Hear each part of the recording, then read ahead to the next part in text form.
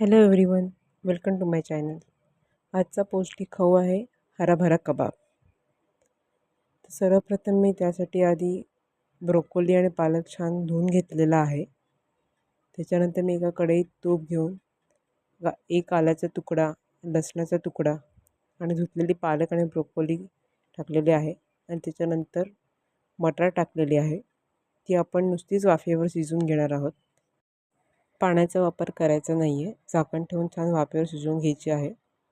त्याच्यानंतर मी एक उकडलेला बटाटा किसून घेतलेला आहे.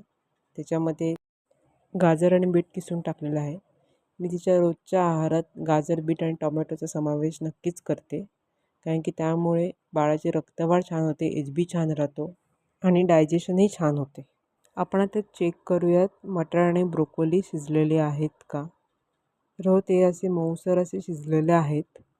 हे मिश्रण गार झाल्यानंतर आपण मिक्सरमधून छान वाटून घेऊया. हे मिश्रण गार होते तिथपर्यंत आपण बेसन भाजायला घेऊयात.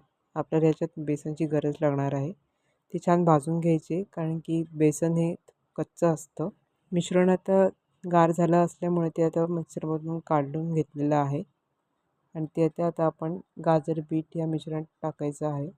बेसनही भाजलेलं मी टाकलं आहे. त्याच्यामध्ये आपण जास्त काही मसाले ॲड नाही करणार आहोत. फक्त गरम मसाला, धणे जिरे पावडर आणि हिंग टाकणार आहोत. हिंगामुळे बाळाला डायजेशनसाठी खूप मदत होते. सर्व मिश्रण एकत्रित करून त्याचे कबाब बनवून घ्यायचे आहेत. फ्रायपॅनमध्ये मी तूप घेतलेलं आहे आणि त्याच्यामध्ये थोडे पांढरे तीळ टाकलेले आहेत. आणि या सर्व टिक्की शॅलो फ्राय करून घ्यायच्या आहेत. तिळामुळे बाळाला खूप चांगला फायदा होतो. बाळांची हाडं मजबूत होतात आणि तसेच डायजेशनलाही मदत होते.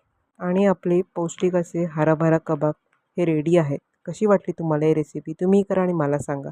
असेच नवनवीन पौष्टिक खाऊसाठी माझं पेज नक्की फॉलो करा. Thank you for watching.